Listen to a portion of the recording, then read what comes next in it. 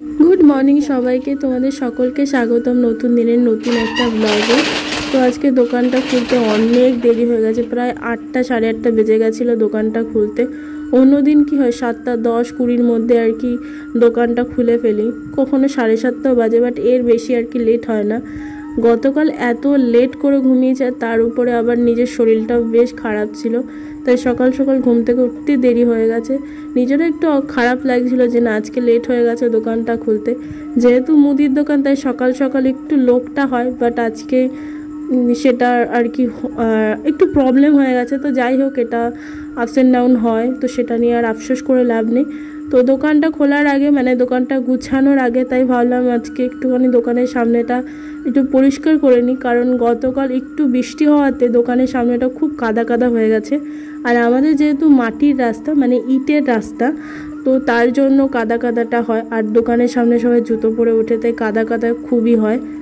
আর তাই ভাবলাম আজকে সকাল সকাল যখন দোকানটা খুলিনি, তো একটু লেট করে খুলেছে আর এই টাইমটা একটু লোকটা কম হয়, তাই ভাবলাম দোকানটা খুলেই প্রথমে দোকানের সামনেটা পরিষ্কার করে নিই।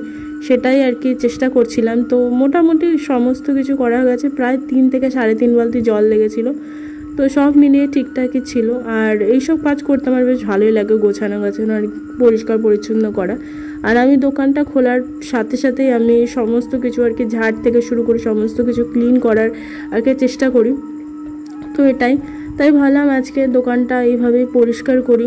তো এখানে তো পরিষ্কার করার পর আমি সমস্ত কিছু সাজিয়ে গুজিয়ে নিয়েছি। আর সামনে জল হয়ে গেছিলো, সেটাও ভাবছি এখন ঝাড় দিয়ে একটা কোণার দিকে ফেলবো। আর আমাদের পাশেই ড্রেন আছে, সেটাই আর কি করেছি। তারপরে দোকান আর কি দোকানদারি করার পরে ঘরে এসেছিলাম, তখন প্রায় বাজে 9:45-টার মতো। আর আমি ঘর থেকে যখন দোকানের দিকে যাচ্ছিলাম, গিয়ে দেখো কে আমাদের দোকানের পাশে মায়ের যে রান্নাঘরটা তার চালে কে বসে আছে। তো এখানে একটা বাঁদর কোথা থেকে এসেছে জানি না, বেশ সকাল থেকেই আর কি পাড়াতেই ঘোরাঘুরি করছিল, অবশেষে আমাদের দোকানের পাশে এসে বসে রয়েছে। তো একটুখানি ভালোও লাগছিল, তারপরে এটা ভেবেও খারাপ লাগছিল যে কোথা থেকে এসেছে ওর পুরো ফ্যামিলি ছেড়ে আর কি। তো আশা করি আবার চিনে যেতে পারবে।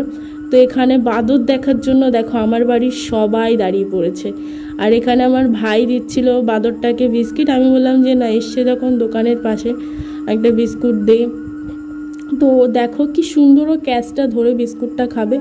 আমি ভেবেছিলাম ফার্স্টে বিস্কিটটা নেবে না, কিন্তু দেখো আমার ভাই দেওয়ার সাথে সাথে ও ক্যাচ ধরে খাচ্ছে। আর তার থেকে সব থেকে যেটা মজার জিনিস সেটা হচ্ছে ও নিজে প্যাকেটটা খুলে খাবে। এটা দেখে আমি সত্যি অবাক ছিলাম, যে আমি ভেবেছিলাম হয়তো বিস্কিটের প্যাকেট খুলে আর কি খেতে পারবে না, কিন্তু দেখো বিস্কিটের প্যাকেটটা খুলে কি সুন্দর খাচ্ছে। আর খুব তৃপ্তি করে খেয়েছিল, একটা বিস্কুটও নষ্ট করেনি। আর আশেপাশে সবাই আর কি গাজর দিচ্ছিল, তারপরে আম দিচ্ছিল, কলা দিচ্ছিল, কিন্তু কারো জিনিস নেয়নি, বাট বিস্কিটটা নিয়ে খাচ্ছিল। তারপরে জল খোঁজাখুঁজি করছিল, জল আর কি খায়নি, বাট কলের পাশে সবাই জল রেখে দিয়েছিল যাতে খায় বা কিছু। আর এইদিকে দেখো ওর গায়ে গাজর ছুঁড়ে মেরেছে, তাই কেমন খিচকানি মারছিল। তারপরে অবশেষে বললাম যে কেউ করো না এটা, তো বিস্কিট খেয়েই চলে যাবে।